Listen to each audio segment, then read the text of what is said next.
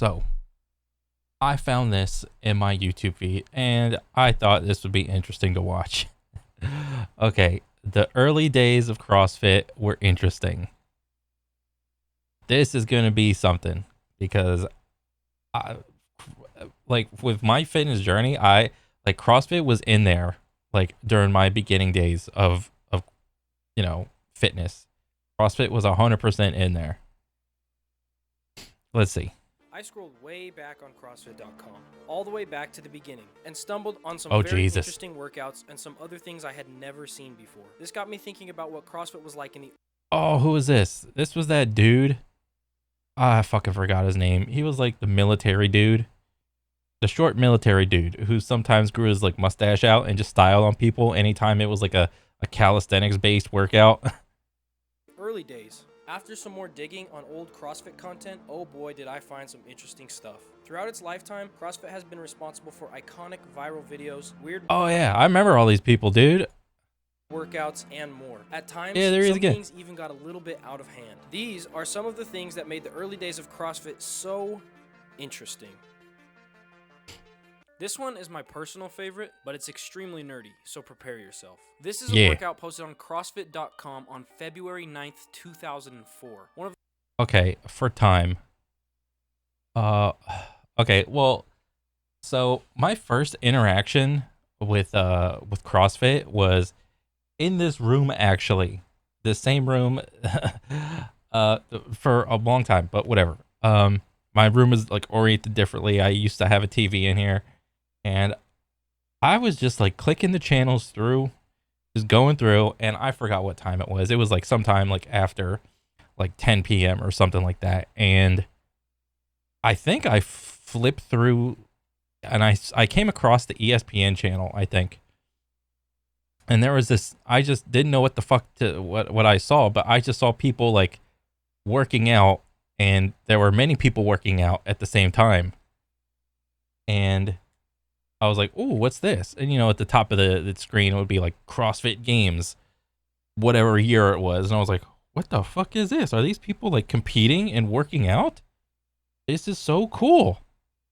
Because at the time I was also doing like Taekwondo, and I was doing like P90X or whatever. And yeah, I was just flipping through and I just saw this shit pop on ESPN. I was like, "Oh shit, what is this? Let's keep watching." But yeah, that was like in the beginning stages of CrossFit for me. But let's see. This workout is for time. You got a 28-pound like big leather ball, and you like, so a wall ball is like a squat, it's like a front squat, and then you like throw a ball up, hit a target on the wall, it comes back down, you catch it, and then you go into like a front squat, and you do that a shitload of times for 50 reps, and then you do 30 pull-ups, and then 30 reps wall ball, and then you do 20 pull-ups, wall ball again for 20 reps, and then 15. So it's like 30, 20, 15. And then there's like a prescribed thing for like the men have to use these weights, and then the women have to use like these weights or whatever. So yeah.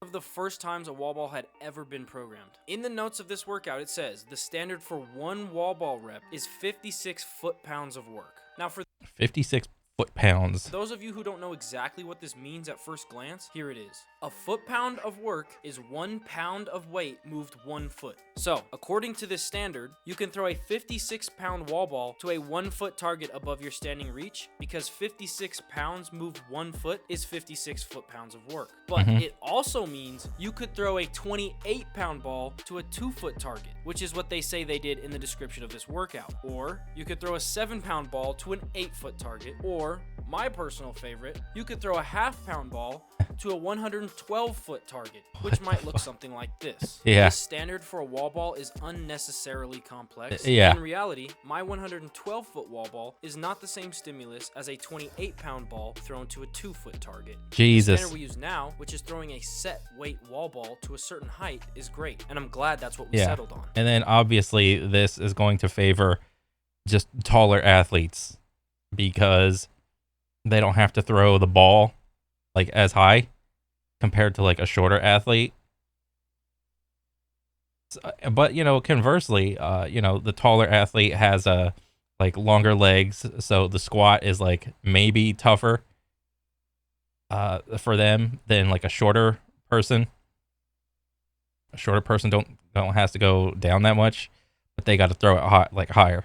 So it's like it kind of balances itself out, but it kind of doesn't. You know, this is all for the minutia of like actual CrossFit athletes. But I absolutely love this because it really just shows how nerdy CrossFitters truly are and how far CrossFit has come. In 2004, when this was posted, people were doing CrossFit in parks, at bodybuilding style gyms, and in their garages. CrossFit.com. Oh yeah, the age of CrossFit was massive. I mean, I think after I got done doing like P90X for like my third or fourth time, and then P90X 2 and 3 came out, and I did those like once, and I was like, it's not as good as 1. Yeah, I started dabbling into CrossFit, and I mean, for the most part, it was fun because since I didn't have like a weightlifter background, I was like any regular dude. So I was like, oh, I guess I might as well just do the fucking calisthenics part or whatever. So I got like ridiculously good at pull-ups, push-ups. I started doing like gymnastic shit, but I was just doing this shit in my backyard. And when I would like develop like sand spots in my parents' yard, and I don't know, it was just it was fun, and it was just a way to like get out of the house or whatever. And I mean, I don't regret it. I remember like setting like crazy ass like personal records. Like there was this one time, like I actually set up a fucking big ass pull up bar in my backyard with like some fucking 6x6s. Like I think they were like what 12 or 18 feet, and I like 4 or 5 feet like in the ground. I had my buddy drill like a hole through like each side, so I just like slipped through like a metal bar in between. So one was like up high, so I could put rings, and then one was down lower, so I could what do you call it? Like just do pull ups on like a bar. And yeah, I got pretty decent. I got pretty jacked. I got pretty fit, but I don't know, it just wasn't like sustainable because I didn't want to like compete or anything, because like the people that were competing were actually going to like gyms and shit. So I was like just too shy, essentially. Probably had this option for different weight medicine balls because lots of people likely had very limited access to this type of equipment. Now, thanks to CrossFit, you can walk into just about any gym in the world, CrossFit or not, and find a wide array of medicine balls and weights. And now you don't have to worry about calculating the foot-pounds of each one of your wall ball reps. This next one I'm gonna feel a little rude for talking about, but I just have to. This is a couple getting married at the 2016 CrossFit Games. Just let that sentence sink in for a moment. This is a couple getting married at the 2016 CrossFit Games. Reebok made a video of the wedding and posted it to their YouTube, and I watched it so that you don't have to. But because I don't want to suffer alone, here's a little summary. Now, before I get into the many cringe-inducing moments of this video, I want to give props to a few of the cool parts of this CrossFit Games themed wedding. Yeah, there was this weird lifestyle that went along with CrossFit of like, what was it called? I think it was called like the paleo diet or whatever. And essentially all it was is like just eat some fucking meat, vegetables, fruits, and like some grains or whatever. And it's like, yeah, like just eat that. And I mean, I'd have to fucking go back and look to see like what kind of details there were, but like that was like the diet that went along with CrossFit. It was a fucking, like, yes, it was like cult like, but compared to other cults in America, it was probably not as unhealthy as a lot of other cults like Scientology or some other bullshit cults. But I mean, it's the cult of what, health. There's worse things in the world than like being all hyped up for working out and like eating a paleo diet. The first is what appears to be the father of the bride and how cool he looks in his CrossFit gear. I just love seeing old people get super into CrossFit. And not only does he look great, but he is clearly very supportive of his daughter getting married at the CrossFit Games, which, as we know, is every little girl's dream. And although it's kind of a bit weird, the Reebok sign made entirely out of roses, in my opinion, is actually really cool. But now Yeah. let me quickly point out the cringeworthy things in this video. The first is at the beginning of the video, the groom is preparing to go out for the wedding, and the videographer asks him who he thinks is going to win the CrossFit Games this year. The groom says something along the lines of, "I'm winning because I'm marrying her." We're in Carson, California, Reebok CrossFit Games 2016. Hanging out with the fittest people in the world. Who's gonna win? Who's gonna win? I won. Clearly, the question is directed to like, who do you think is going to win the CrossFit Games? And he just like self-inserts himself to be like, I mean, this is kind of innocent. Like, this is probably like a dumb joke people make, like to like themselves and their private, you know, friends or whatever. It's like whatever. But since it was like done on the internet, so for everyone to see, everyone was just like, ah. I won because I get to marry the woman of my dreams in the middle of the Startup Center.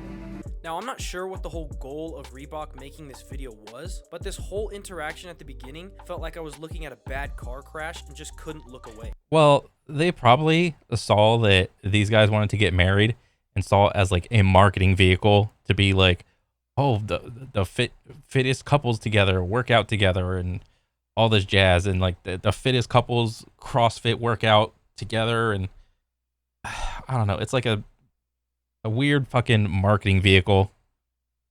Now, the second thing is Dave Castro, the director of the CrossFit Games, who officiates this wedding in his infamously terrible cornrows, which, to be honest, I don't want to comment any further on. The third thing is the box jump that they did on their way out of the stadium after getting married, which is a completely cringy move. And the fourth is just having a CrossFit That's not that Games bad. themed wedding in general. Between the setting, the attire, The only reason I think this is like cringe is because it's like a weird marketing vehicle where, you know, it wouldn't have been as cringe if they just went like the traditional route of like long white dress, tuxedo, and so on and so forth. Then it wouldn't have been as cringe, but I mean, this is not that bad. the vows, which I don't want to talk about, and Dave Castro's cornrows. This Yeah. whole thing Yeah, I was there. I wasn't there, but I remember seeing this on TV, and I was like, "What the fuck is he doing with his hair?" I was like, "This is so fucking weird." I mean, I guess if he likes it, I mean, it's whatever.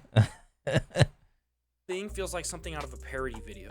Here's the infamous moment of Jason Khalipa's attempted murder of the cameraman during Oh, the yeah. first event at the 2010 CrossFit Games. Oh, Jesus, here he comes. Oh, Jesus. But this moment is even more funny than it appears at first. Let me show you. To start, this is the event. It is known as Amanda. It goes 4-time, 9, 7, and then 5 ring muscle ups and squat snatches at 135 pounds. Okay, what is this? Okay, so you got like 16, 17, 18, 19, 20, 21. You got 21 reps total. This is like a speed thing. Like, just do it as fast as you fucking can type of deal. So, ring muscle up, it's a pull up and a dip. Squat snatch. This is like a really complex move and should not, you know, it's a complex weightlifting move, but it's done at such a low weight where it's not really like, if it falls on someone, yeah, that's like bad, but it's not like hopefully gonna like kill someone seemingly. Yeah, and like these guys are like trying to do this in what the time to beat is like 3 minutes and 46 seconds. Yeah, this is just like this is like a sprint type workout. You just run it down mid. Jason Khalipa finishes his last set of 5 ring muscle ups at about 4 minutes and 24 seconds. All he has left is 5 squat snatches at 135 pounds, and then he's done with the event. He drops off the rings and runs over to his bar. He quickly hits 2 squat snatches. Just 3 more and he's done. Oh Jesus, here it comes. Fail. Oh, all right. Get Yeah. up. Just 1 miss, no big deal. If honestly, if he was smarter, he like just how he positions himself over like the bar. Like, if he was smart, he would have been, well, maybe this is only because he's doing it this way because I don't know, the fucking director told him to like look out so the camera can look in and see like your face and shit. Like, a smarter thing to do would have been like, if he's the first one off the rings, go back and have your back facing the camera, even though that's not like like you can't, the audience can't see your face, but like at least he could have seen where everyone else was at, so he could take like a little bit of an extra break, because you don't need to be like the fastest person. You just need to be faster than the like you just need to be like 1 rep faster than the person behind you. You don't need to be going like your absolute hardest. Okay, that one was sloppy, but he got it done. Yeah. The camera angle changes, and you can still see Khalipa in the back. Oh, And oh, this is another one. 2 failed reps.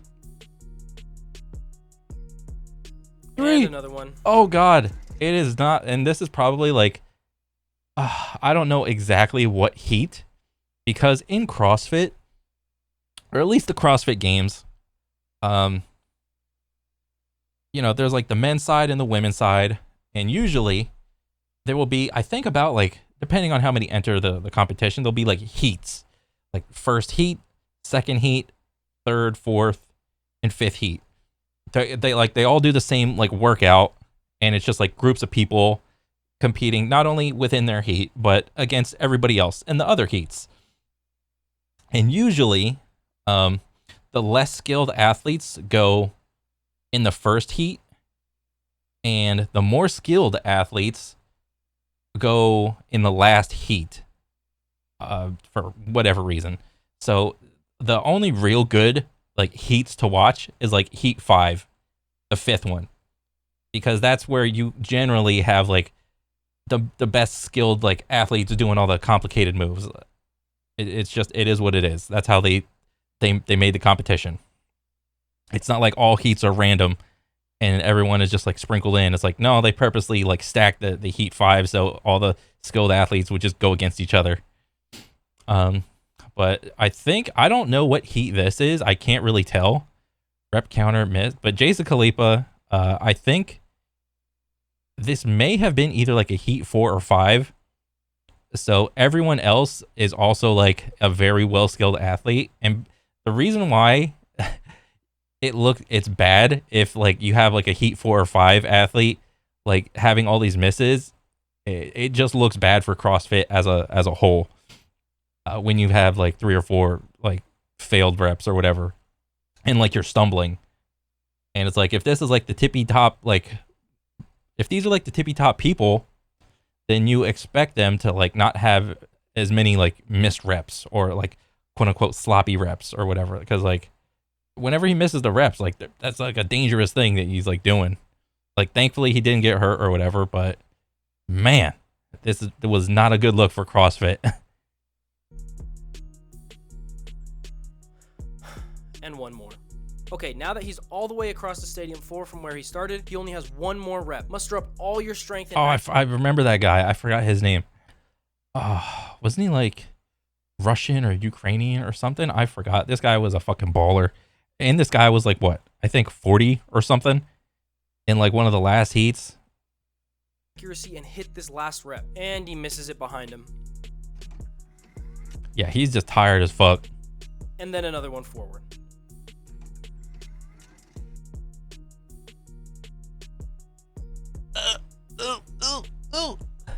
This is hilarious. Not only is the short clip of him almost killing the cameraman funny, but it's even funnier when you consider the fact that he missed like 7 snatches before that happened. Yeah. All while trying to finish a set of just 5. Jesus. Part of what makes this video feel so chaotic is that there's no floor layout. It's just a rig in the middle of the stadium. Yeah. There's no lanes or visual progression through the workout like there is in CrossFit events now. In fact, the only progress that was happening was Jason Khalipa getting closer and closer to the cameraman. Back when this happened, if this was my first impression of CrossFit, I probably would have been completely turned off to it. But in hindsight, it's not so bad. Oh yeah. If this same event was programmed at the CrossFit Games today, no athletes would miss a single snatch, let alone run down a camera. Oh yeah. But what ties the whole Much the same way how like any sport or video game goes, the longer the sport goes on, the longer a video game goes on, like the top athletes and mid-level, like everybody that is trying to compete just gets better over time.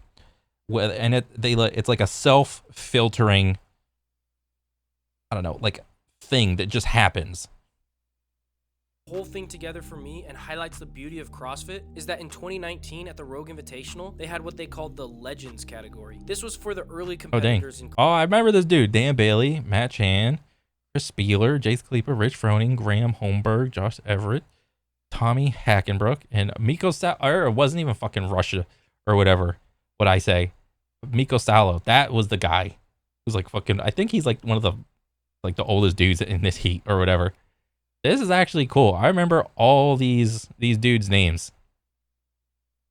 CrossFit, the pioneers of the sport that Yeah. brought eyes to CrossFit from the very beginning. And Rogue used this as an opportunity to celebrate and showcase not only the older athletes, but the evolution of CrossFit as a whole. And beautifully, the Rogue Invitational had these legends do Amanda together in 2019, and it did not disappoint. In 2010, Oh, that's the pretty winning cool. time on Amanda was Chris Spieler in 3 minutes and 29 seconds. Some other notable times from 2010 were Rich Froning at 3:47 and Jason Khalipa, who finally finished his last snatch at 6:01. In 2019 at the Rogue Invitational, these guys. And what's really cool about this is you see all the athletes like still keeping up with like their fitness and whatnot. It's like not only were they like good, like I don't know, 5, 6, 7, however many years ago this happened. It's like, you know, they stopped competing, but you know, they kept on working out and whatnot. And it's like, yeah, they're still doing it, which is, you know, it looks nice. Guys went fast. Rich Froning won at 2 minutes and 52 seconds. Dang. Chris Spieler also beat his previous time, taking a 3:04. And Jason, Which is crazy because this is like 9 years apart. And it's like, dang. It's like you add on 9 years and these guys are still just doing all the movements. It's like, that's impressive. Khalipa finished in 3 minutes and 8 seconds and had no misses in the process. It's more impressive to see these times considering that these geezers were almost a full decade older Yeah. than when they first did this event in 2010. What I love about this is it shows the measure. Regardless, I mean, whether or not you want to bring the whole PED thing into the conversation, I know that's like a thing for whatever, but yeah.